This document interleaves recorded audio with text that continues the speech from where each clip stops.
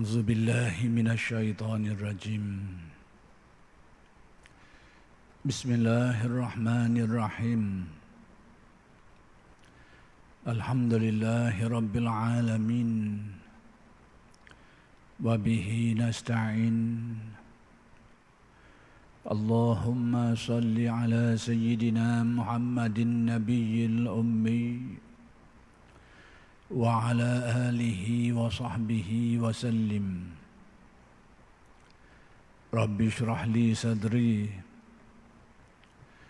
ويسر لي أمري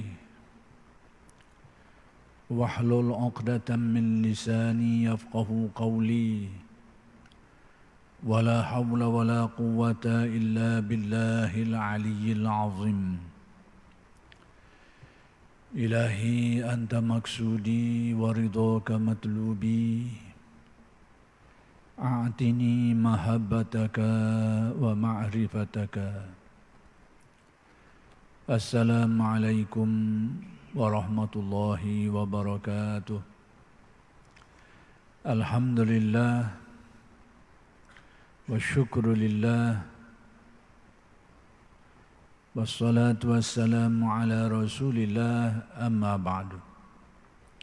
Pertama sekali kita bersyukur kehadrat Allah Subhanahu wa ta'ala yang telah mengurniakan bermacam-macam nikmat kepada kita yang tidak terhitung jumlahnya zahir dan batin. Mudah-mudahan segala nikmat-nikmat itu sentiasa dikurniakan kepada kita dan dijadikan kita orang-orang yang mensyukuri nikmat. Dan seterusnya dengan sebab syukur itu mudah-mudahan kita ditambah lagi nikmat-nikmat yang lain oleh Allah Subhanahu wa ta'ala. Dan insya-Allah pada malam ini akan diteruskan lagi pengajian kitab Al-Hikam karya Syekh Ahmad Ibn Atta'illah Al-Iskandari radhiyallahu anhu. Kalam hikmat yang ingin disempurnakan sikit lagi huraiannya ialah kalam hikmat yang ke-192,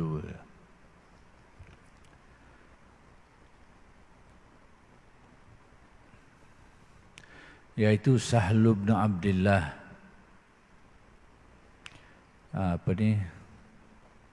Abu Yazid Al-Bustami. Abu Yazid Al-Bustami berkata, andaikan ada orang berjalan di atas air atau duduk di udara, maka jangan kamu tertipu olehnya. Jangan mudah terpedaya sehingga kita anggap dia sebagai orang yang dekat dengan Allah dan sebagainya.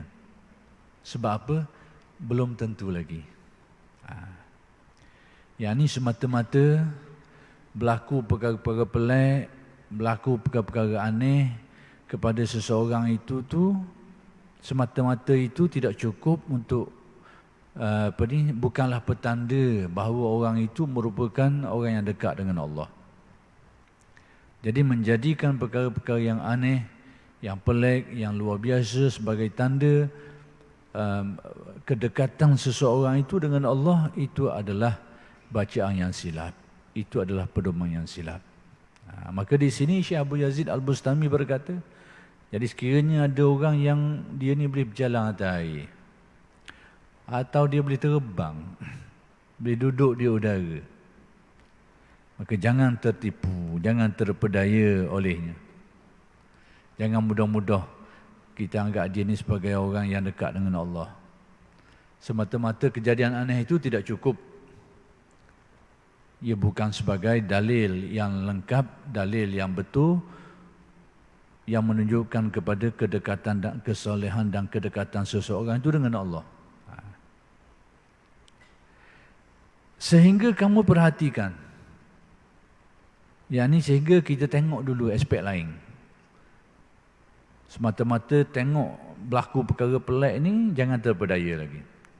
Kena cek kok lain pula. Ketengok dari sisi lain pula, dari aspek lain pula. Sehingga kamu perhatikan ia bagaimana terhadap perintah dan larangan Allah dan Rasulullah. tengok dulu sejauh mana dia menghayati agamanya. Sejauh mana dia mematuhi perintah-perintah Allah dan larangan dia tu. Demikian juga perintah dan larangan Rasulullah sallallahu alaihi wasallam.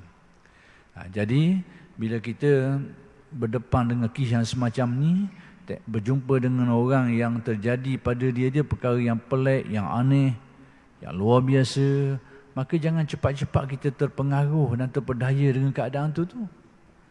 Kita kena tengok juga dari segi sejauh mana dia melaksanakan perintah Allah.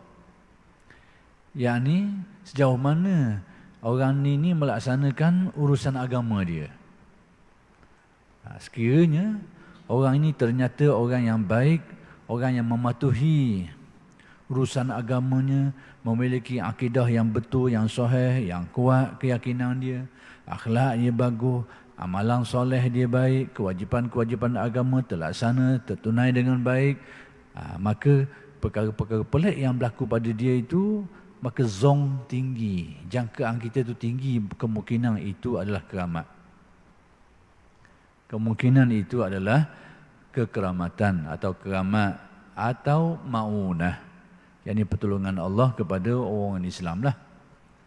Tapi sekiranya kalau kita mendapati dia ni tidak mengikuti ajaran agama dia dengan baik, sembahyang tak apa nak sempurna, akhlak perangai timbul tergelang, dah nak pakai mana, kemudian dari segi keyakinan, kepercayaan capur pegangan-pegangan hak menyimpang, akidah-akidah yang tertolak, kefahaman-kefahaman yang salah, dan sebagainya. Bila kita tengok tanda-tanda ni ada pada orang tu orang yang berlaku pada dia tu perkara yang aneh yang luar biasa tu, jangan pakai. Jangan pakai. Dia dengan Allah Ta'ala terserahlah. Tapi kita ni tak boleh pakai. Sebab pedoman kita ni, kita nak terima seseorang yang dianggap sebagai orang soleh, orang dekat dengan Allah, ukuran asas dia, ukuran awal dia, penghayatan agamanya, sejauh mana keyakinannya terhadap Allah, sejauh mana dia melaksanakan perintah agamanya, sejauh mana kemuliaan akhlak dia tu, sejauh mana dia melaksanakan kewajipan-kewajipan agamanya. Bila semua ini nampak molek, kemudian berlaku perkara yang aneh, yang pelik, maka bolehlah kita beranggapan kemungkinan besar itu adalah keramat atau maunah paling tidak. Sebab apa kata Syekh Abu Yazid? Syaitan dapat bergerak dari timur ke barat dalam sekejap mata. Kata Syekh Abu Yazid sebagai suatu takrib untuk mendekatkan akal kita untuk memahami apa yang dia nak beritahu ni. Dia kata syaitan ni boleh bergerak dari arah yang jauh, dari tempat yang jauh sekejap aja, sekelip mata je. Nak kawannya pelik lah. Jarak yang jauh dapat ditempuh, dapat direntasi sekelip mata je. Padahal syaitan. Maksudnya dari segi pelik, memang pelik lah.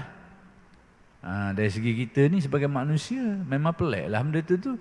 Tapi ternyata kepelikan itu berlaku pada makhluk yang bernama syaitan. Jadi kalau kita meletakkan keanehan, kepelikan, keluar biasaan sebagai ukuran, kita ni berpeluang besar untuk terbabah dan sesat. Berpeluang besar. Kerana itu adalah pedoman yang salah.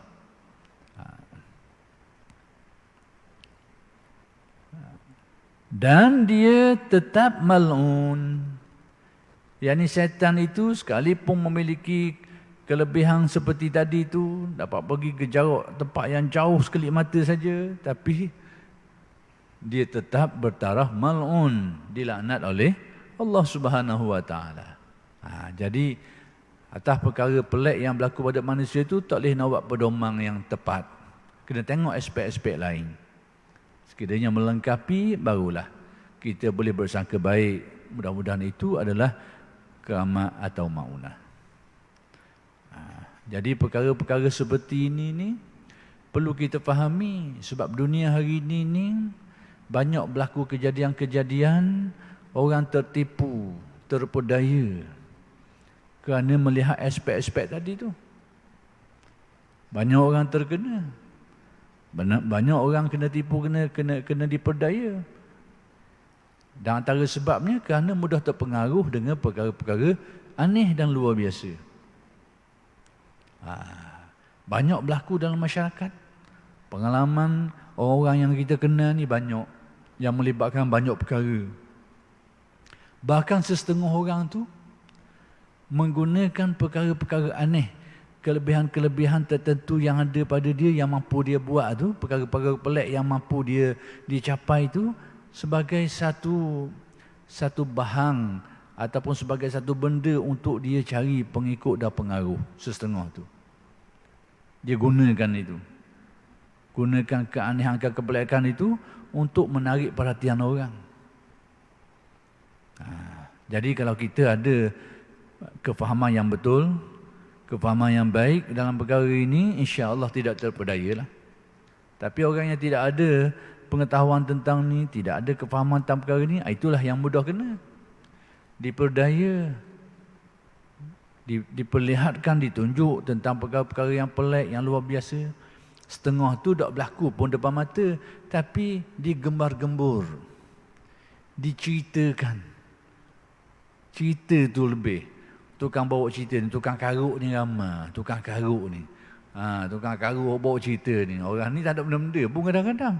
Tapi tukang karuk ni lebih-lebih kena molek. Bawa cerita macam-macam. Jadi, timbullah cerita yang pelik-pelik tu. Tersebar, padahal tak berlaku pun benda tu.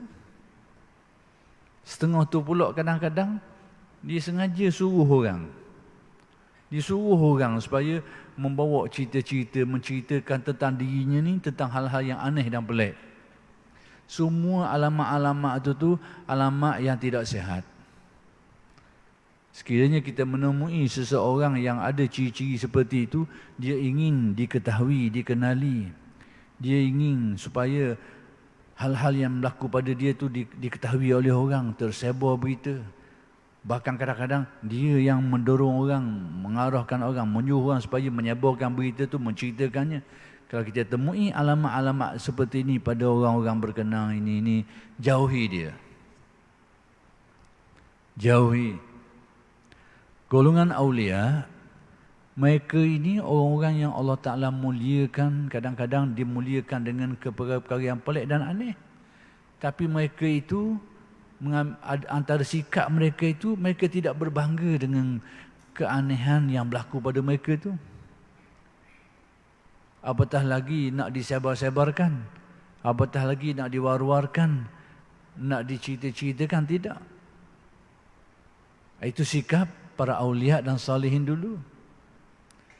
Berlaku kejadian-kejadian yang aneh ni berlaku banyak. Banyak berlaku, jelas dan ketara. Tapi dia sendiri tidak menunjukkan rasa gembira dengan hal-hal aneh yang berlaku. Bahkan rasa tidak senang sekiranya diceritakan secara terbuka dan sebagainya. Itu sikap para awliya dan salihin. Kalau kita nak kenal, itu perumpamaan kasar dia. Banyaklah, berlakulah. Banyaklah kejadian tu. Tapi dia sendiri tidak ingin untuk disebarkan. Tapi dengan takdir Allah, tak boleh nak elak. Orang macam ni, bila Allah Ta'ala nak muliakan dia, cerita tu tetap tersebar. Tapi dia sendiri tidak menginginkan dan tidak mengusahakannya. Orang tu sendiri tu, tokoh berkenaan tu. Tapi oleh kerana tadilah Allah Ta'ala nak muliakan dia, maka cerita tu tetap terlepas juga, sampai juga, tersebar juga ke mana-mana. Itu dinamakan karamah, kemuliaan. Allah nak memuliakan dia. Bukan dia mengangkat diri sendiri, bukan dia memuliakan diri sendiri, tapi Allah telah angkat dia. Maka tersebarlah dengan cara yang bermacam-macam. Cerita-cerita yang berkaitan dengan dia itu, dalam keadaan dia sendiri tidak menceritakannya dan tidak suruh orang menceritakannya. Almarhum guru kami ni, bila dia tengok ada orang yang suka kepada cerita-cerita pelik ni, cerita aneh-aneh ni, dia kata apa? Itu dia kata orang lelaki yang keluar haid, dia kata. Kedudukan tu. Orang yang belajar ilmu ni tapi suka perkara pelik-pelik, aneh-aneh ni. Jadi guru kami mengumpamakan dia orang lelaki tapi keluar haid. Orang lelaki tapi tina rupanya. Begitu kedudukannya. Demikianlah ya. Itu sikap ahli tasawuf dalam bab keramat. Jadi sudah kita terangkan dulu bahawa perkara-perkara aneh dalam Islam ini berlaku. Mazhab Ahlus-Sunnah wal Jamaah memang mengesahkan berlakunya perkara-perkara yang luar biasa ni. Lain nak elak itu diperakukan. Dalam Islam, golongan yang menolak, yang tidak mengiktiraf adanya keramat ni, iaitu kelompok Mu'tazilah. Siapa dia mereka ini? Golongan yang rasionalis, orang yang banyak menggunakan akal. Minda itu minda materialis banyak. Cenderung kepada kebendaan. Berat kepada kebendaan. Terikat dengan undang-undang kebendaan. Ini pemikiran-pemikiran yang bila bertembung dengan urusan keagamaan ni kadang-kadang timbul masalah sikit. Kita kena sedar bahawa agama kita ini adalah berasaskan keyakinan. Iaitu keyakinan terhadap perkara gaib. Perkara gaib ni adalah perkara yang akal memang tak nak pergi situ. Tapi oleh kerana perkhabaran tentang perkara gaib ni datang daripada seseorang yang diterima oleh akal tentang kebenaran dia tu, maka bolehlah diterima perkara itu. Dan itu bukan berarti taklid yang membuta tuli, tidak. Sebab kita terima, kita percaya sebab apa? Sumber berita mari mana? Mari daripada orang yang akal kita dapat mengesahkan kebenaran dia tu. Jadi perkhabarannya itu sebenarnya perkhabaran yang dapat diterima oleh akal, cuma secara tidak direct saja. Dan itu bukanlah sejenis taklid yang membuta tuli. Jadi kelompok rasionalis ini hari ini agak banyak timbul dan banyak bertembung dengan banyak perkara dalam urusan agama kita. Banyak ayat-ayat Al-Quran sudah mula ditakwil dengan takwilan-takwilan yang pada dasarnya tu nak mendekatkan akal kita supaya mudah terima. Burung ababil yang berlaku, yang membawa batu-batu, yang menghancurkan tentera Abraha itu ditakwil dengan penyakit. Itu dia kata bukan cerita ria, macam tak pernah sabar burung bawa batu.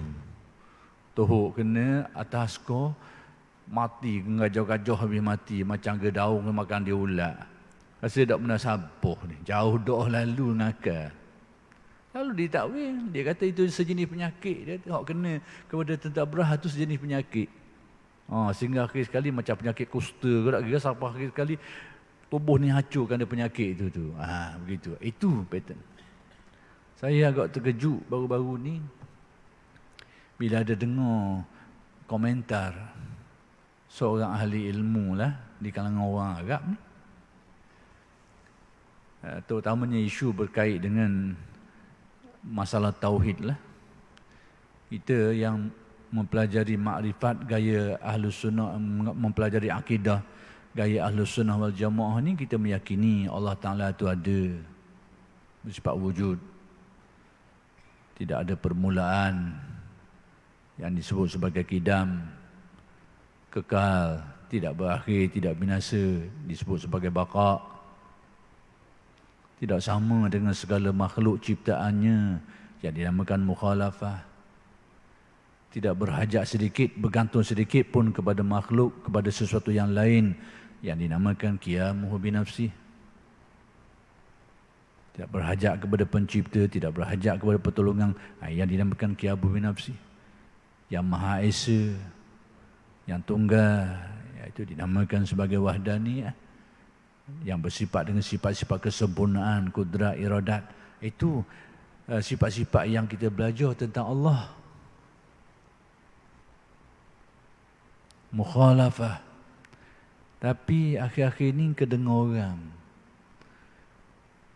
ada satu pemikiran yang cenderung nak mensifatkan Tuhan itu dengan sifat-sifat jismiyah, sifat yang berjisim, beranggota, bertempat, cenderung ke arah tu.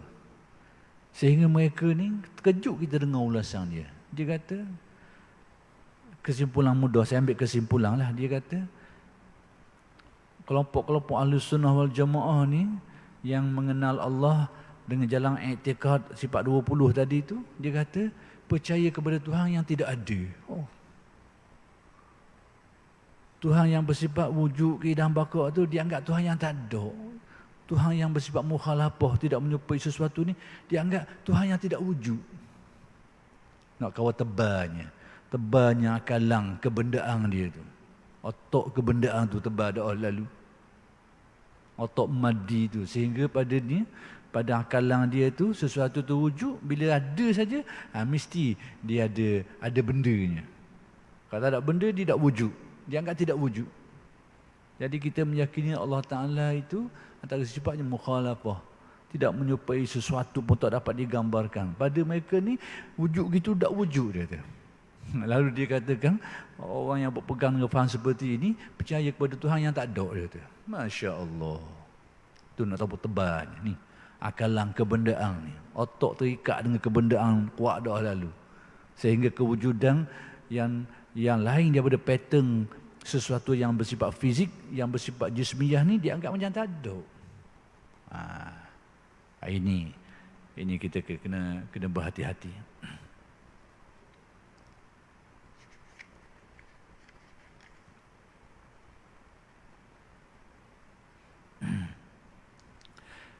Demikianlah yang dijelaskan berkenaan dengan karamah, perkara-perkara kekeramatan. Baik, adapun kalam hikmat Syekh Ibn Atha yang ke-193, min alamati iqamatil haqqi laka fi syai'i idamatuhu iyyaka fihi ma'a husulin nataij. Suatu tanda bahawa Allah telah menetapkan kau dalam suatu kedudukan. Bila kau didudukkan dalam hal itu dengan mendapatkan buah-buah hasilnya. Jadi kalam hikmah yang ke-193 ni, Syekh Ibn Atha nak beritahu tentang kedudukan yang sesuai bagi seseorang tu. Allah Ta'ala telah menetapkan manusia ni berada dalam pelbagai keadaan. Ada orang ditetapkan sebagai penguasa pemerintah. Ada yang ditetapkan sebagai pekerja, petani, buruh. Ada yang ditetapkan sebagai golongan cendekiawan, golongan ulama, ahli ilmu. Ada yang ditetapkan sebagai orang miskin. Ada yang ditetapkan sebagai golongan kaya, hartawan dan bermacam-macam. Jadi kedudukan manusia ni bermacam-macam. Maka kita sebagai Muslim ini, yang terbaik ialah berada pada kedudukan yang sesuai yang ditetapkan untuk kita. Itulah yang terbaik. Itulah yang terbaik untuk kita. Yang ini kita berada pada tempat yang ditetapkan untuk kita dan sesuai dengan kita. Dan macam mana kita nak tahu bahawa kedudukan itu sesuai dengan kita? Itu persoalannya. Kita ditetapkan sebagai seorang petani lah, ataupun pekebun lah. Jadi macam mana kita nak tahu itulah kedudukan yang sesuai untuk kita? Atau kita ditetapkan sebagai seorang hartawan, orang yang kaya. Macam mana kita nak tahu itulah yang sesuai untuk kita? Baik. Maka pedoman kasarnya, perinciannya itu dihuraikan di dalam tafsiran-tafsiran lain lagi lah. Tapi pedoman kasar dia ni, iaitu pertama sekali kita dikekalkan berada dalam keadaan itu. Dalam keadaan tercapainya natijah-natijahnya, yakni banyak perkara selesai dalam kaitan dengan kewajipan-kewajipan kita itu. Maksudnya Antara tanda umum bahawa kita ni diletakkan pada satu makam tu, satu kedudukan yang sesuai untuk kita tu, kadang itu berhutang berlaku pada diri kita. Berpanjangan. Kemudian perkara-perkara yang berkaitan dengan tanggungjawab kita, perintah-perintah Allah dapat kita laksanakan dengan baik. Terlaksana dengan baik. Itu alamat awal bahawa kedudukan itu memang kedudukan yang sesuai dan baik untuk kita. Ada juga kadang-kadang kita ni cuba nak merubah keadaan yang kita rasakan lebih baik untuk kita, tapi rupa-rupanya bila boleh tak jadi baik, jadi benda lain. Seorang yang memang nampak skung dia tu skung dengan sebagai seorang peniaga lah, bisnes lah, bisnes berusang, jual beli dan sebagainya. Dia lama dah dia kerja itu, lama dah. Kemudian sepanjang kerja dia tu kewajipan agamanya terlaksana dengan baik. Dia boleh sembahyang, dia boleh berpuasa, dia boleh berzakat, dia boleh jaga kewajipan agama. Lama dah. Kadang-kadang dia mari fikiran dia juga, mari fikiran yang menurut pandangan dia mungkin hak ni lebih baik nak tukar profession, tukar. Dari segi hukum syarak tidak dilarang. Tidak dilarang dari segi hukum syarak. Asalkan hak kita buat tu tidak berlawan dengan syarak. Daripada seorang guru nak jadi kontraktor, tak ada halangan. Sekiranya apa yang kita buat tu tidak bertentangan dengan syarak. Tidak dilarang oleh syarak. Daripada seorang yang kerjanya sebagai pekebun petani nak jadi cikgu, jadi guru pula, tidak dilarang. Boleh. Demikianlah kehidupan ini. Dari segi syarak, kalau benda tu tak berlawan dengan syarak, boleh saja. Cuma tasawuf ni nak ajar pedoman kita. Kalau kita, iaitu pedoman tasawuf ni, hendaklah seseorang itu berada pada tempat yang ditetapkan untuk dia tu. Duduk di tempat dia tu. Itulah yang lebih baik menurut pedoman tasawuf. Kalau nak ubah kedudukan dia tu, nak jadi dalam keadaan lain, sekiranya proses tu tidaklah melibatkan larangan Allah dan sebagainya, boleh je. Cuma nasihat tasawuf supaya berada pada tempat kedudukan yang ditetapkan untuk kita tu. Itu lebih baik.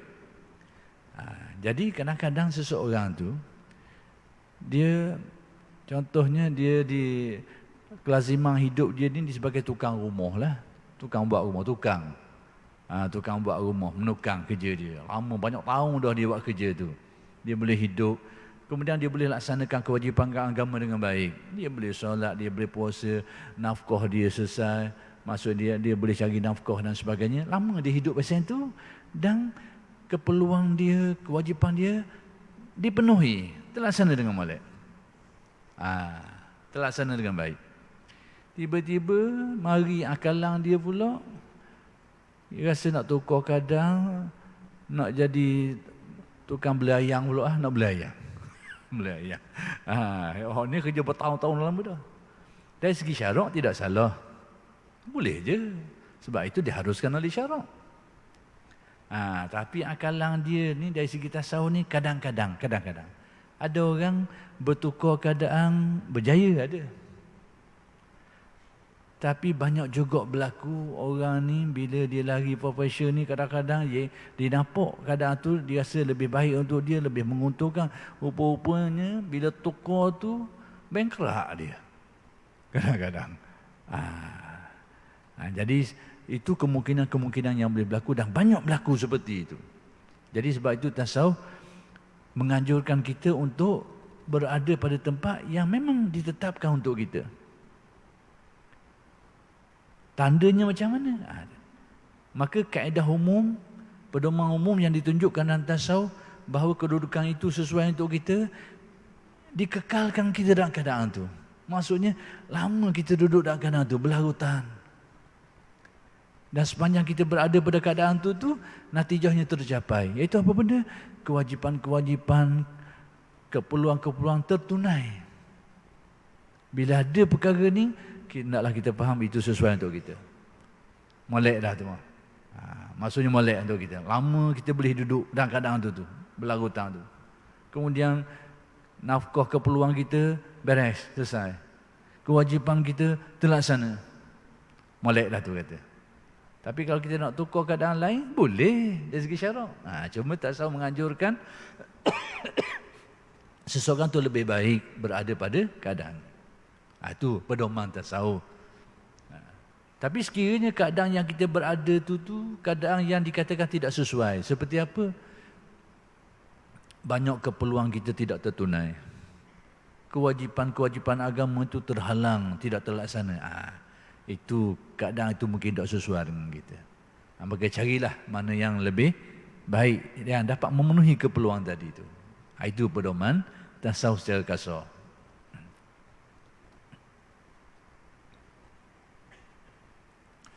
Ada orang dulu pernah dia kerja di laut.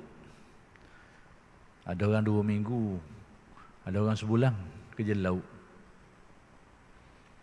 Jadi kita pernah dengar orang hutang ni. Dia kata, tak sesuai kerja laut. Dia kata, kerek tinggal Jumaat. Kerek tinggal Jumaat. Jadi dia rasa macam bersalah lah. 2 minggu. Cuma dia rasa macam tu. Padahal sebenarnya salah faham. Salah faham sebenarnya. Tapi mungkin dia tidak bertanya, tidak merujuk, maka timbul salah faham. Dia rasa dia berdosa. Dia tinggal banyak kali Jumaat. Padahal kalau kita tengok dari segi syaraknya, luluh, tak ada apa-apa. Tak ada masalah apa. Sebab dia duduk berada pada tempat yang di luar tuntutan Jumaat. Tak ada masalah. 5-6 bulan pun tak apa. Kerana dia berada pada tempat yang di luar tuntutan Jumaat. Dari segi syaraknya, luluh, tak ada masalah. Tapi mungkin dia tak tahu pengajian tu, dia tak belajar molek, dia rasa dia bersalah banyak. Tukar balik darah dan sebagainya. Macam-macam lah. Jadi saya nak beritahu bahawa pedoman kasar yang dianjurkan dan tasawuf tu, lebih baik seseorang tu berada pada keadaan yang ditetapkan untuk dia. Macam mana dia nak kenal? Dia duduk pada tempat tu sudah dalam tempoh yang panjang, dikekalkan dalam keadaan tu dalam masa yang sama, keperluan dia, kewajipan dia itu dapat dilaksanakan. Itu sesuai lah. Tapi kalau dia ada keinginan nak tukar kepada keadaan yang lain, boleh saja, tidak dilarang oleh syarak. Kalau benda itu tidak berlawan dengan syarak. Cuma pedoman tasawuf supaya lebih baik berada pada keadaan yang ditetapkan untuk seseorang itu. Adapun kalam hikmat Syekh Ibn Atta yang ke-194, man abbara min bisati ihsani asmatatuhul isa'ah wa man abbara min bisati ihsanillahi ilaihi lam yasmud idza asa'a. Ini suatu hikmah yang agak mendalam sikit, perlukan kepada penelitian. Apa maksudnya? Sesiapa yang mengajar kerana memandang kebaikan dirinya. Abara ni mentadbir, menjelaskan, menghuraikan, mengungkapkan tentang sesuatu perkara kerana memandang kebaikan dirinya. Maka ia akan diam jika ia berbuat salah, yakni dosa. Yani Syekh Ibn Atta nak beritahu macam ni. Ada kelakuan tertentu, kita ni kadang-kadang kita suruh orang buat baik, ataupun kita beritahu kebaikan yang dapat kita buat. Orang yang buat baik ni ada banyak keadaan. Di antara mereka ni ada yang melihat kepada diri dia sendiri, bahawa dialah yang buat baik, dialah yang berupaya buat baik, dialah yang berkemampuan buat baik, dan dialah orang baik. Tapi dalam sisi yang lain pula, ada orang yang buat baik tapi dia tak pandang kepada diri dia, dipandang kepada Allah yang memberi hidayat, Allah yang memberi kekuatan, Allah yang memberi dorongan. Ada orang macam tu. Macam mana kita nak kenal beza dua orang ini? Nanti akan diterangkan dalam huraian kalam hikmat ini pada kuliah-kuliah yang akan datang. Aqulu qawli hadza wa astaghfirullahal azim li wa lakum. Assalamualaikum warahmatullahi wabarakatuh.